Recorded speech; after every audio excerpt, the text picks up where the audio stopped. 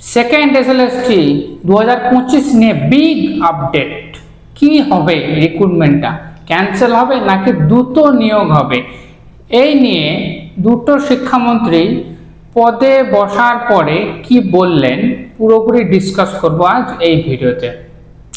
উচ্চ শিক্ষামন্ত্রী মাননীয় জগন্নাথ চ্যাটার্জি বললেন যে নিয়োগগুলোতে কোনো সমস্যা নাই সেই নিয়োগগুলোকে দ্রুত করে দেওয়া হবে এবং যে নিয়োগগুলোতে কিছু না কিছু সমস্যা আছে সেইগুলোতে এই মুহূর্তে হাত দেওয়া হবে না।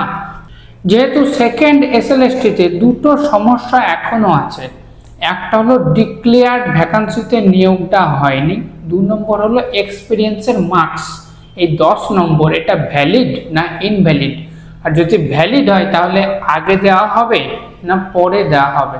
সেই জন্য এই মুহূর্তে এই রিক্রুটমেন্ট নিয়ে সরকার কোনো পদক্ষেপ আপাতত করবে না।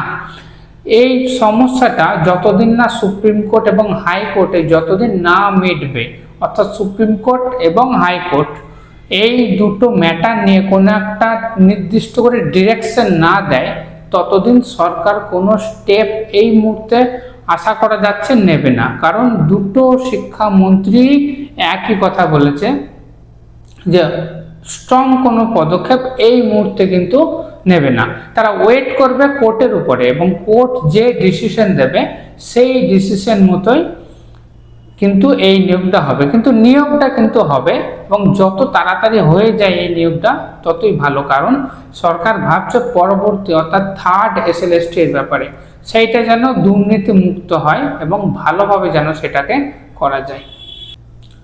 অনেক ফ্রেশার আছে যারা 2-1 জন যারা এই পরীক্ষায় পাস করেছে, তারা অনেকেই ভাবছে নিয়োগটা এইভাবেই করে দেওয়া হোক, কিন্তু এটা কিন্তু যদি এইভাবেই নিয়োগটা করে দেওয়া হয়, হ্যাঁ হতে পারে সেই 2-4 জন যারা 9-10-এ পাস করেছিল, 11-12-এ 2-4 জন ক্যাটাগরিতে পাস করেছিল, তাদের স্বার্থে তারা ভাবছে আমি যেহেতু পাস করে গেছি সো নিয়োগটা করে দেওয়া হোক। কিন্তু শুধু এইটুকু নিয়ে তো ভাবলে হবে না।